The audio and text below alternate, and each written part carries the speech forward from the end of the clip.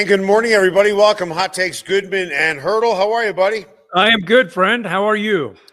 Good. Should be a nice day today. Yep. Hopefully not too hot for the first day of really what could be the rest of the summer, because then we only have 3 days of Broncos. We get to go to all of them. Then what are we going to talk about, man?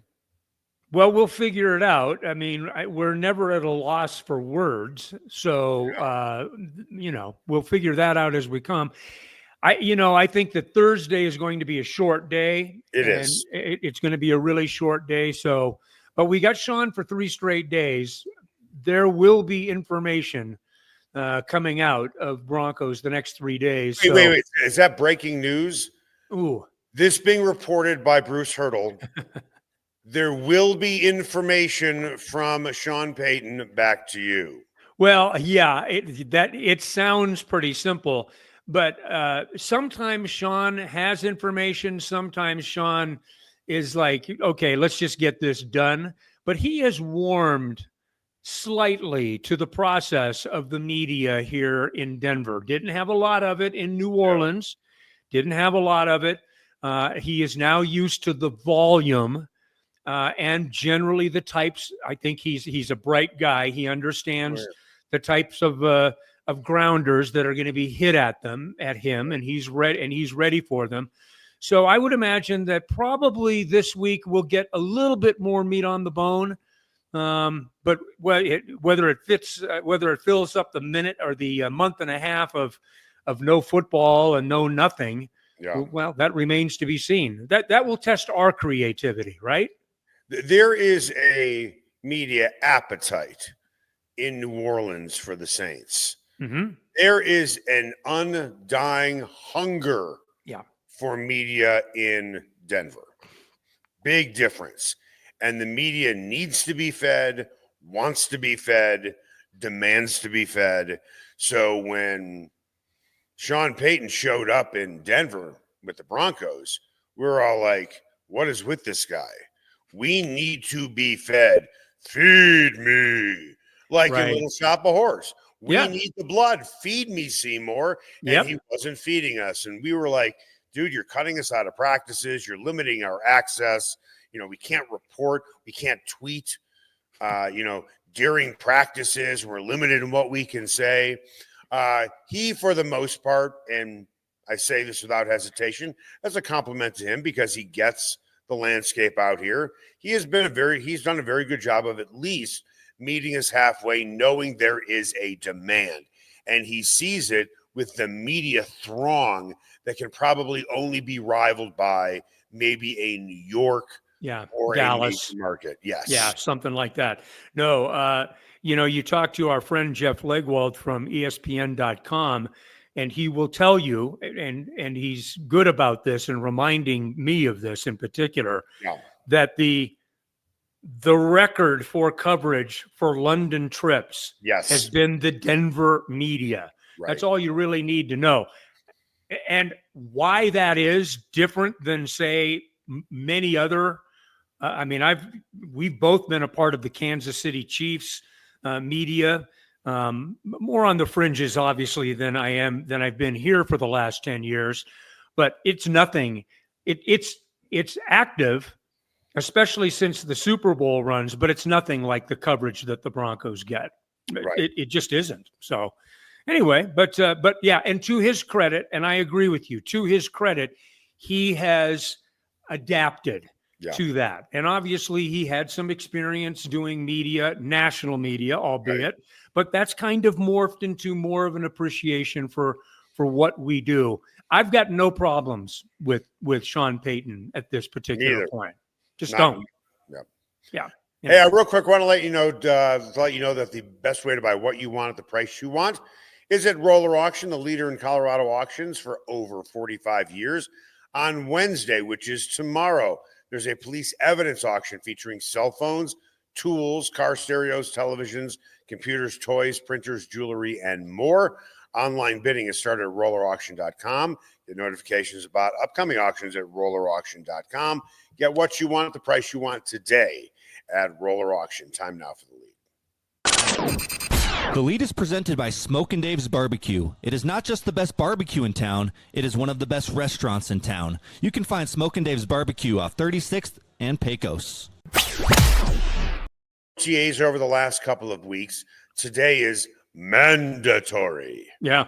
Mandatory. You better be there. You know, Mike Shanahan used to say about the difference between voluntary practices and mandatory practices. They're the same.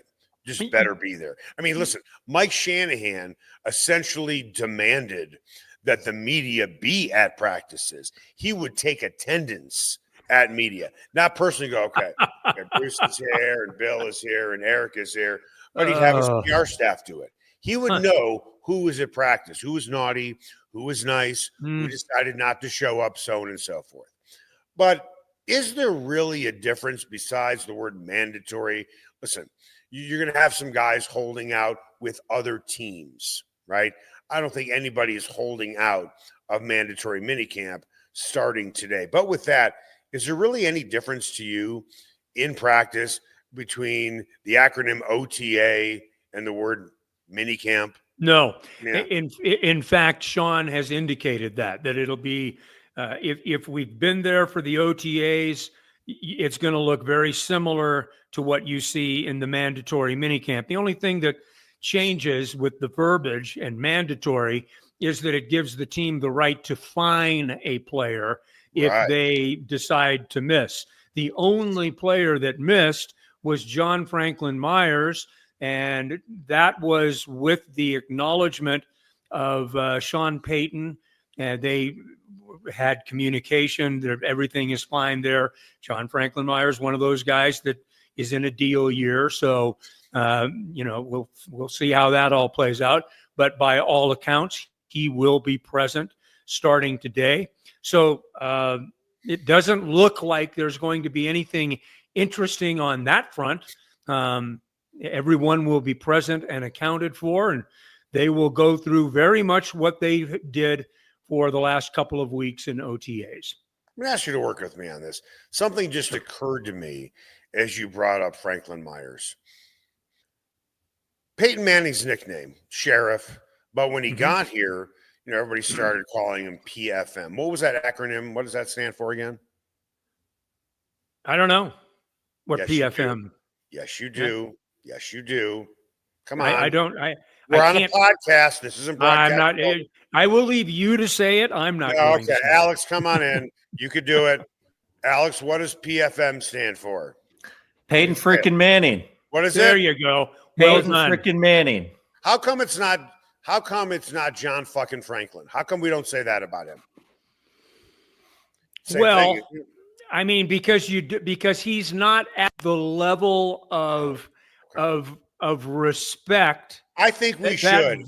That verbiage indicates. How about JFFM? Fine.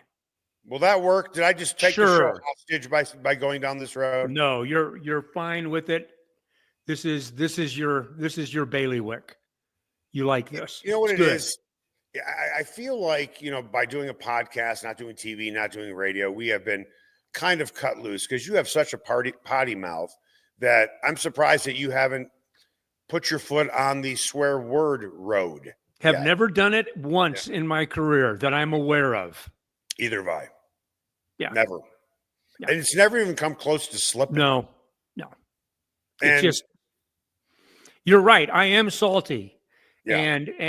But that one, I have learned a long time ago that around a live mic, you better mind your P's and Q's. Right. Or a mic. It doesn't always have to be a live mic. You sometimes don't know if the mic is live. Right. And in this day and age, you never know who's listening. Yeah. So, just communicate the way that you would with your grandmother. It's all good. You don't want me to do that. That might make it worse. Yeah, might make it worse. Probably won't, but could. I don't have either of my grandmothers anymore, so it's all good. I'd be talking to air. So there you go. Yeah.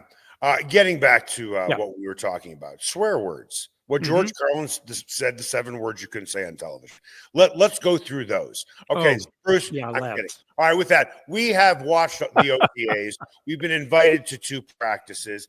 In theory, have we seen everything that we truly need to see as we head into the final set of practices, meaning mandatory mini camp, and then we don't see them until training camp? Is there anything else you're looking for, saying, ooh, my appetite has not been fulfilled yet?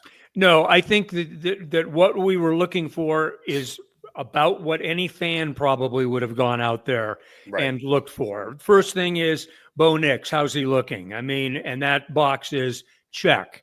There is a lot of potential progress there. You're looking for the new guys. What do they look like? All right, check, check, check. There's a tight end that appears to be a guy that can fit the role that they are looking for mismatches in the middle of the field. It's intriguing. Good. He doesn't drop the ball. Great.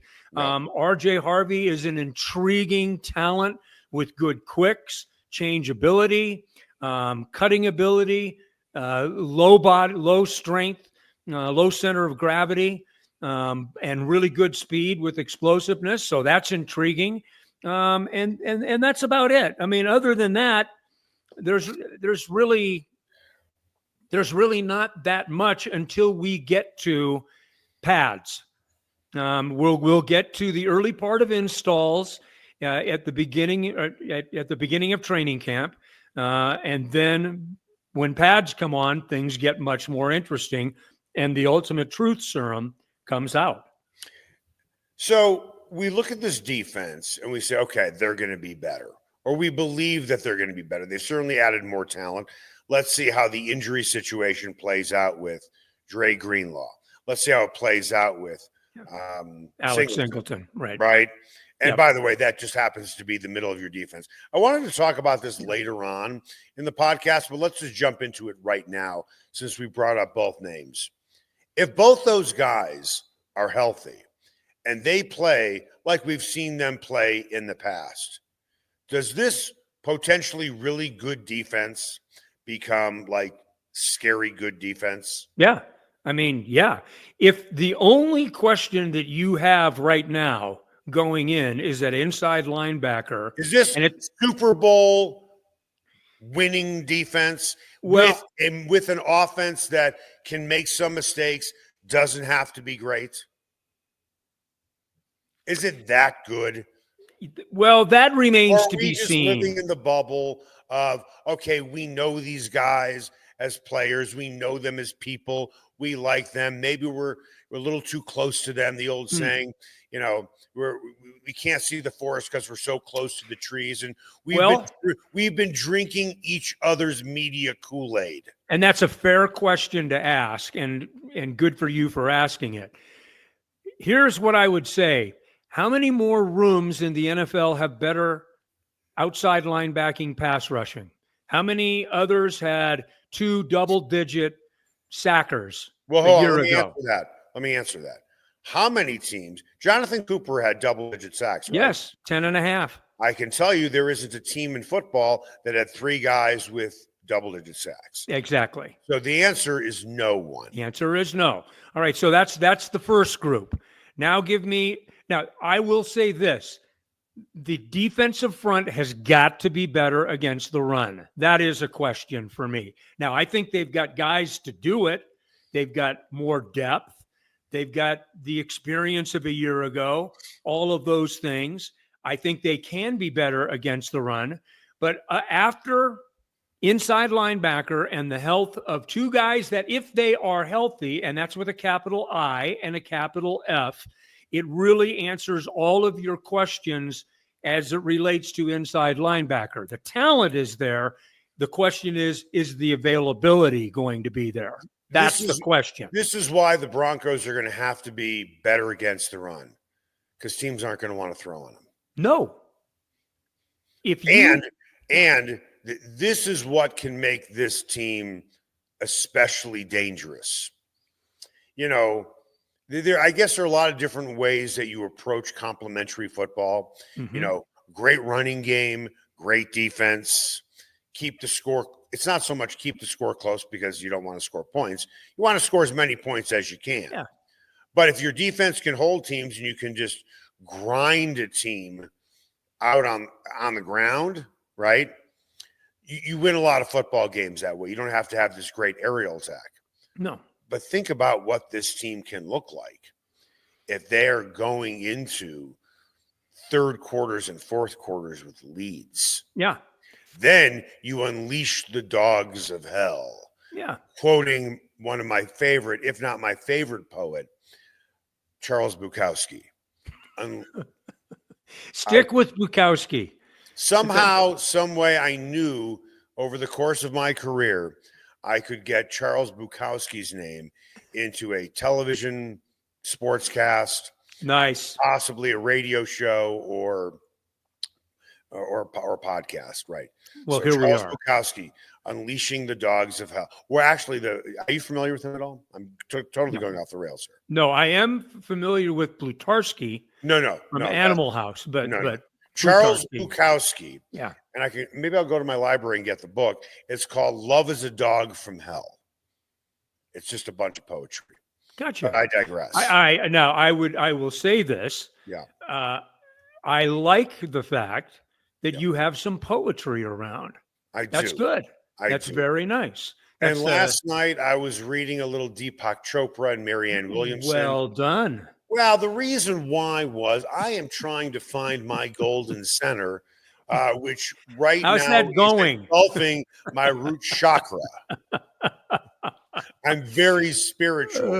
But anyway, so if the Broncos offense can build some leads in the third quarter, fourth quarter, then you're just teeing it up for the pass rush and the secondary to work together beautifully.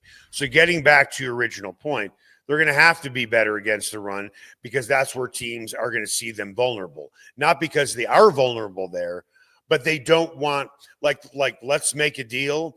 They know they don't want what's behind door number one. Yeah. Which is a pass rush. Yes. Door number two is probably the best option for them. This defense has a chance to be right there with any defense in the National Football League. I'm not going to get into historic and that kind of stuff because that's bestowing too much on a group that right now collectively has not proven it. They've got to be better in a couple of areas. We've talked about it, but the key is they don't have many areas to get better in. They're going to be extremely good against the pass. They are going to be able to rush the passer. They should be able, theoretically, be able to cover in the middle of the field with improved safety play. And if you can get Greenlaw and Singleton back in good shape, Greenlaw is one of the 4 or 5, this is statistically, 4 or 5 best cover guys at inside linebacker. At least he was 2 years ago. He only played a couple of games a year ago. Now, those are big ifs, but if you can hit on those things, all of a sudden, you're looking at a defense that technically has no weaknesses. And you talked about the ability of an offense to grind.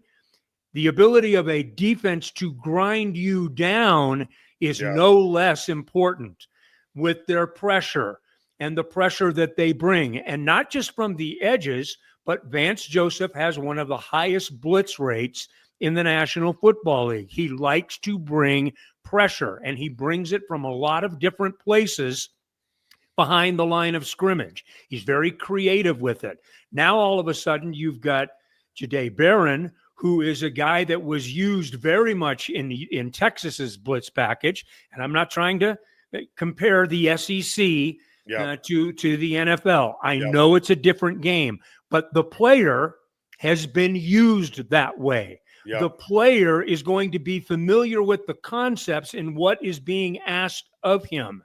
So they are a lot further ahead in that regard. I think that you have every reason to be bullish about this defense. I think it's going to be the best of the units for this football team, and I think the offense is going to be pretty damn good. To the best of my knowledge, Russell Westbrook is not Jewish. I don't think his family's name was shortened when they got off the boat from Westbrook Steinberg to Westbrook. I'm pretty sure of that. Good Unlike call. in my family, Koragotsky was shortened to Corey when we got off the boat.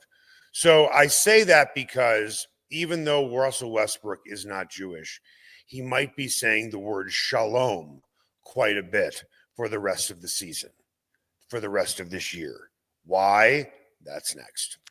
Everyone has their favorite barbecue spot. Mine, Smokin' Dave's Barbecue and Brew. My favorites, slowly smoked ribs, smoked corned beef Reuben, smoked meatloaf with a portobello balsamic cream sauce. And don't forget about Smokin' Dave's 16-hour smoked brisket and pork with one of their 4 homemade barbecue sauces. Great sides, you bet. Barbecue beans made with pork and brisket and their southern corned bake. Man, you got to try it. Plus, they have amazing non-barbecue entrees on the menu.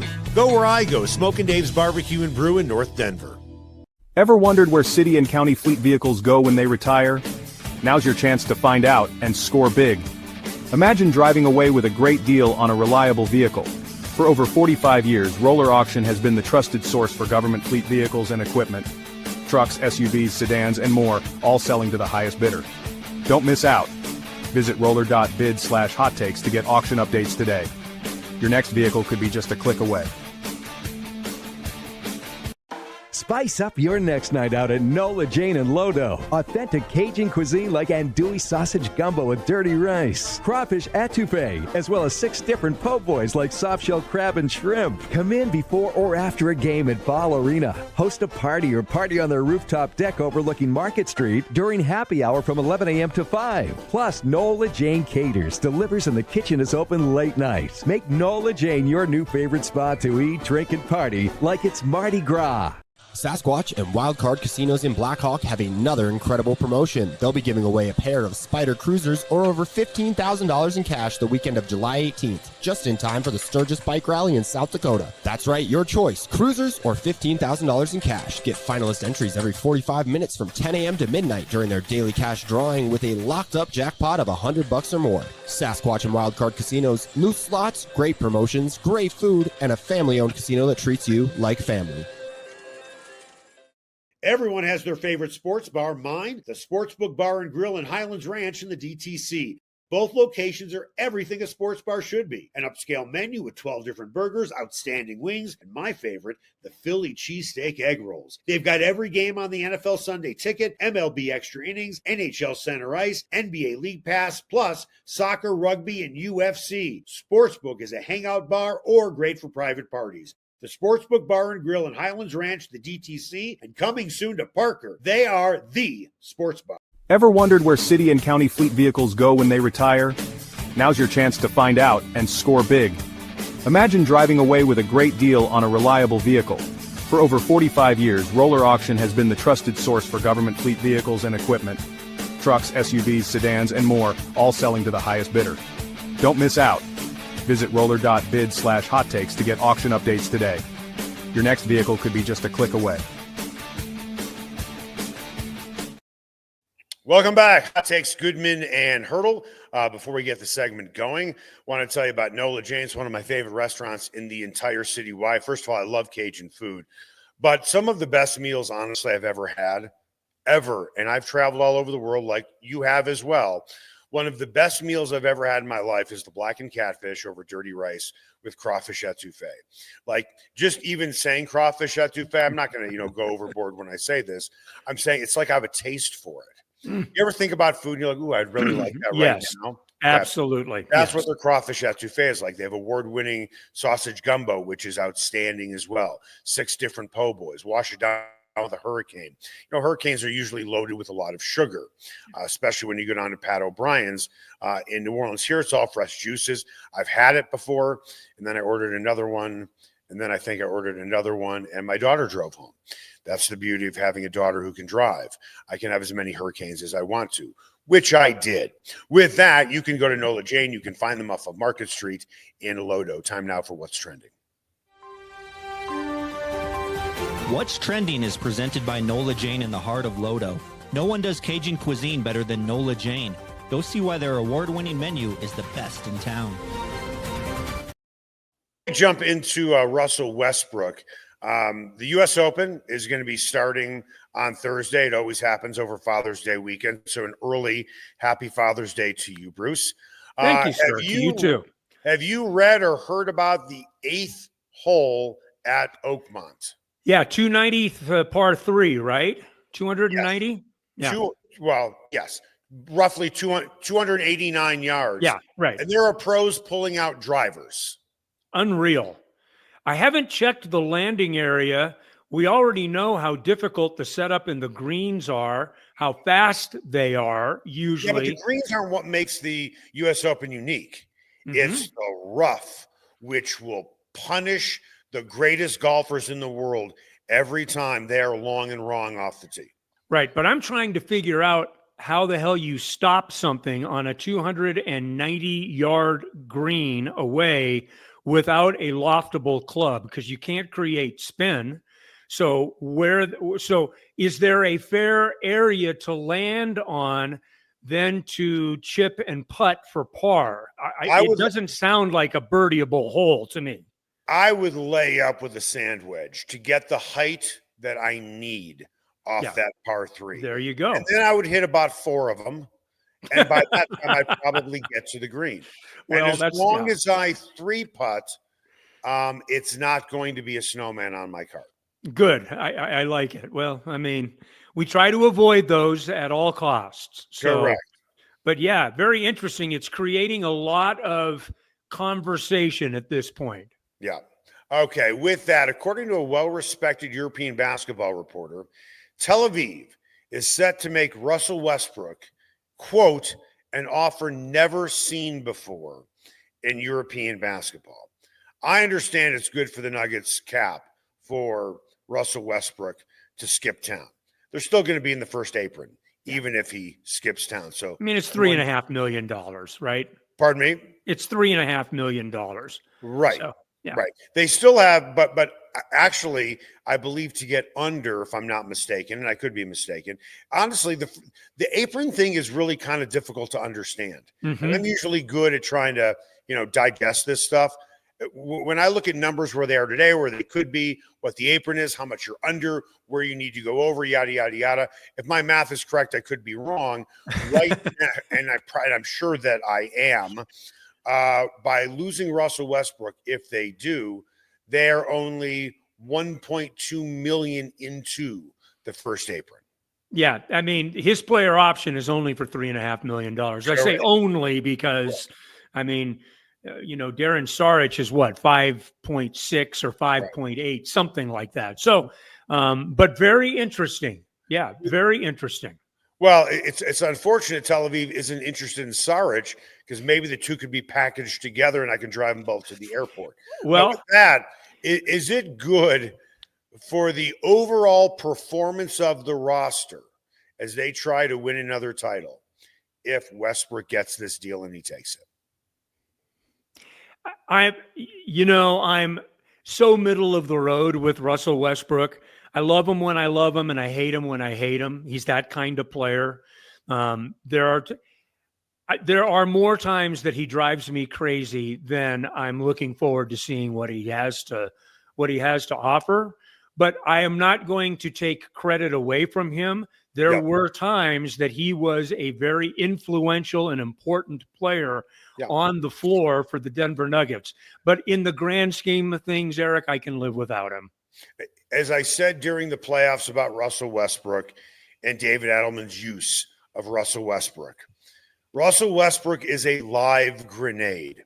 So when David Adelman wants to roll him out there, he takes the grenade in his hand, doesn't realize the pin is out.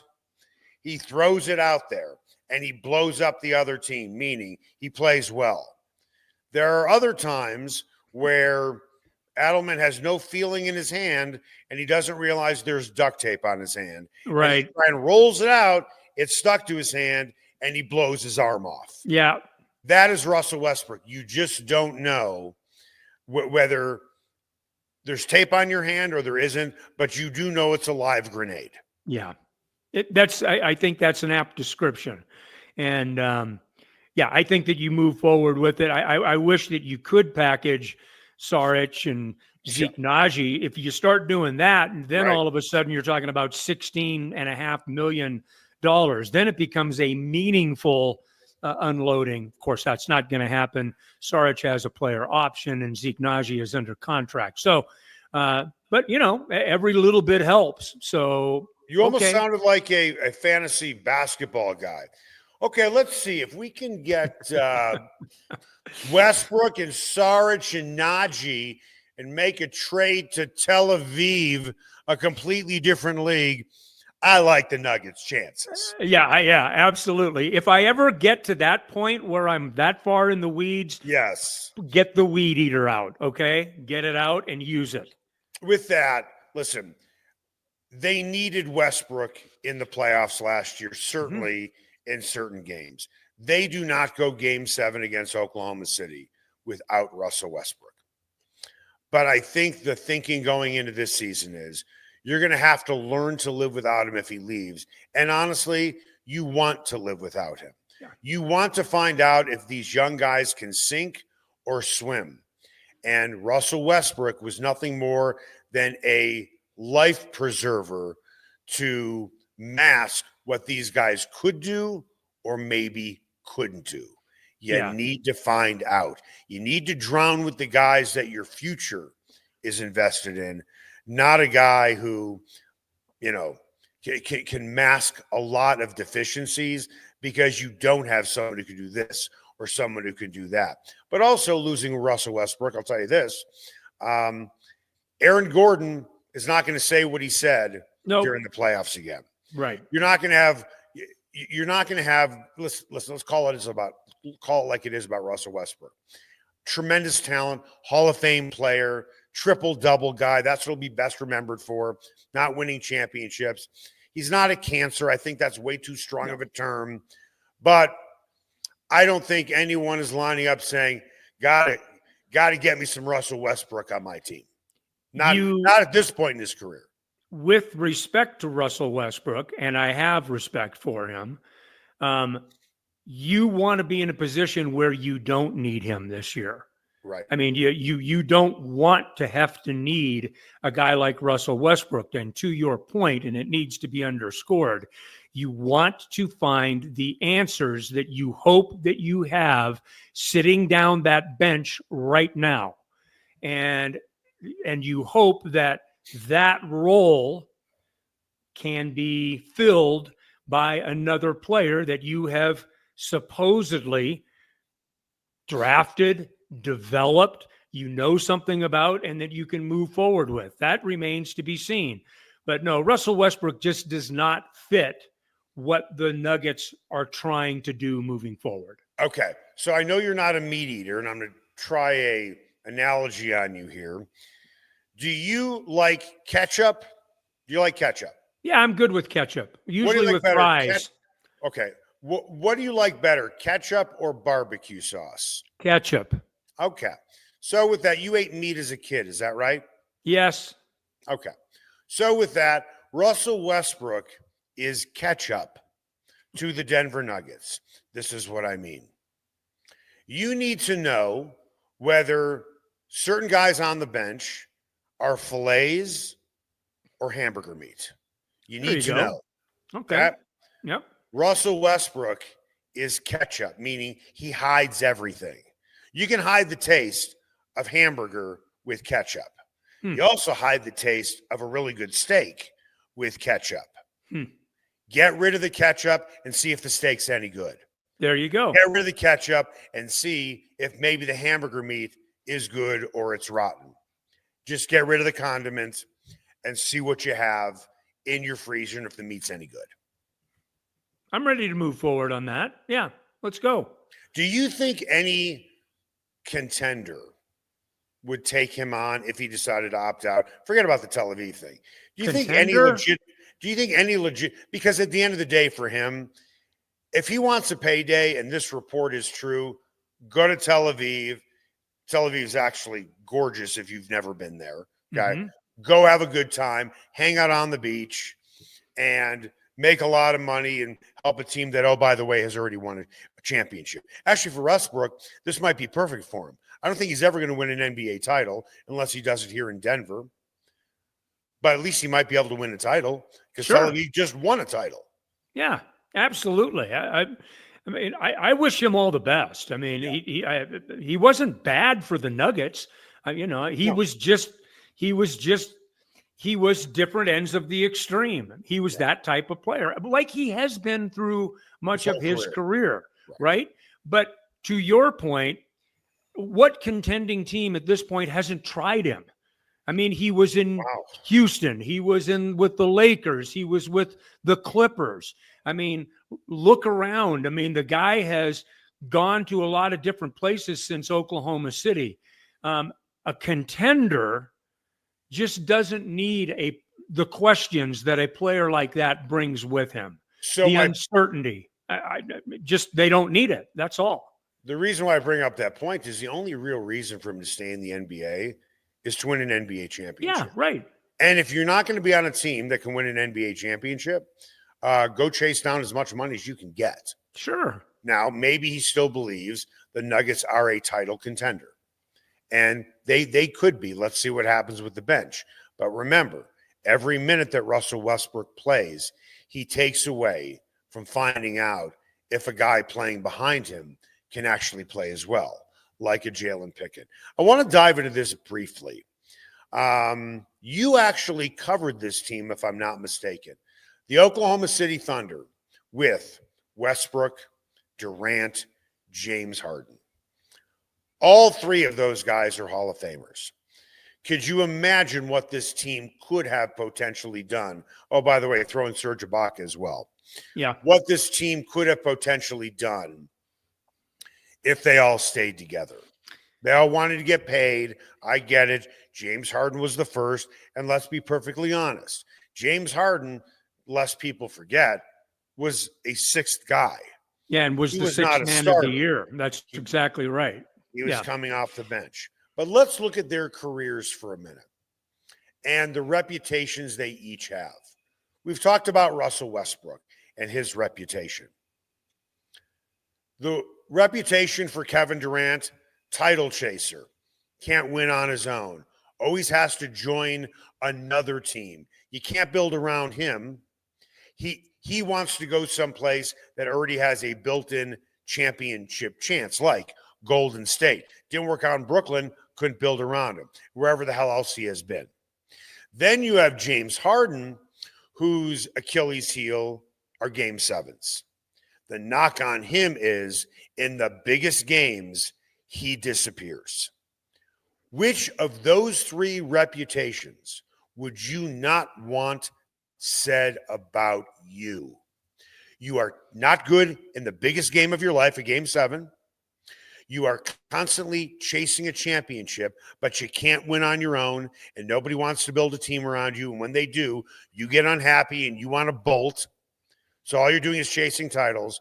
Or you're Russell Westbrook, great player, just like the other two, but difficult. Which of those three would you least rather be said about you? I think the one that I would least like to be reminded of is my inability at crunch time to perform. That is, for me, would in a game seven. That would be troubling to me, especially if I don't have a championship. I mean, if I had one, maybe my idea would be a little different. James Harden was the guy that really, it's not that he broke up the Beatles, but he was chasing a contract and he was chasing stardom. When those three were in the very beginning of their time in Oklahoma City.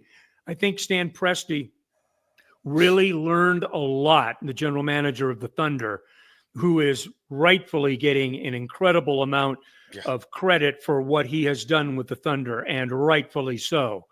But I think that his philosophy now is very much was formed by having those three guys at the beginning of their career. Remember, they got to an NBA final. They got to one in 2012. But it was very apparent that it wasn't going to hold together. And Harden was the first domino to fall out of that triumvirate. And you're right, Serge Ibaka was a hell of a player too. They had guys, Steven Adams. I mean, they had guys, really good players. Let me ask you something. And I think that I can make a case for this argument. I think Sam Presti is the greatest general manager ever in the NBA. And I'm going to give you the competition that people would argue back with. Jerry West would be number one. Red Auerbach would be in there. There we go. Those are my two, Auerbach and West. Yeah. Here's my argument for Presti, not necessarily against Auerbach. For starters, with Auerbach, once you drafted a guy, they weren't going anywhere. There was no such thing as free agency. Yeah. Now, Auerbach built a series of championship teams, meaning he had the Bill Russell years, then he had the Larry Bird years. So he did it twice, right? Yeah. Did it twice. Jerry West did it multiple times with the Lakers as well. My knock against Jerry West, and it's not a knock, it was the Lakers. Everybody wants to go to LA. A lot of players, except for all the black ones, want to go to Boston. And I say that half jokingly, but if you know the reputation about Boston back when Bill Russell played, if you thought the racism was bad in Alabama, which was awful, it wasn't much better in Boston for Bill Russell either. Yeah, the Red Sox, in fact, were one of the last teams in the American League to bring in African-American players. So my point about Sam Presti is this. He drafted Harden, Westbrook, and Durant. Now you can say, wow, they were all a bunch of top 5 picks. You're right. They were top 5. How many times did the Clippers blow a draft? Sure. Like Michael Olowokandi with the first pick. Year after year, Elgin Baylor would be sitting up there in the draft lottery, and you're like, this guy is like the guy who goes to the track, and before the race even ends, he's ripping up his tickets because he knows he has lost right when the starting bell goes off for the horses. The difference when you're talking about West and certainly Red Auerbach is, and you pointed it out, economically, the game was so totally different. Now, Jerry West did live in the age of free agency, and Auerbach was, may have tasted it right at the end of his run. But the economics of the game and the cap and all of the things that challenge you now make it a much harder test for a general manager, right? You didn't have players moving around like you do now. I mean, right? So it's a totally different kind of test for Sam Presti. The only thing that you can do is judge those guys about how good they were at the time that they were doing it, because the economic challenges and figuring out how to make a roster was what it was at those particular times. I don't know how Red Auerbach would be now as a general manager. I don't know. I'm not suggesting he wouldn't be a great GM. Listen, sure. Quite frankly, arguably the greatest move in basketball history is when Red Auerbach found a loophole in the draft and drafted Larry Bird while he was still in college. Might have been the smartest move in the history of the NBA draft. What was number 2? Gee, I don't know. Charlotte taking some kid out of Lower Merion High School. Yeah. And Jerry West saying, "Oh, I'll make a trade with you. I'll have some of that." Yeah. I mean, that's not even a top 10 pick. What do you want him for? We'll take him. His dad was a pretty decent player over in Italy. Yes, we'll take him. We'll bring him out to LA and we'll pair him with Shaquille O'Neal. Yeah, Kobe worked out all right. Greatest move ever. Yeah, you're right. Agreed. Right. Absolutely. And it took, and it takes skill to navigate those things, but a totally different world right now.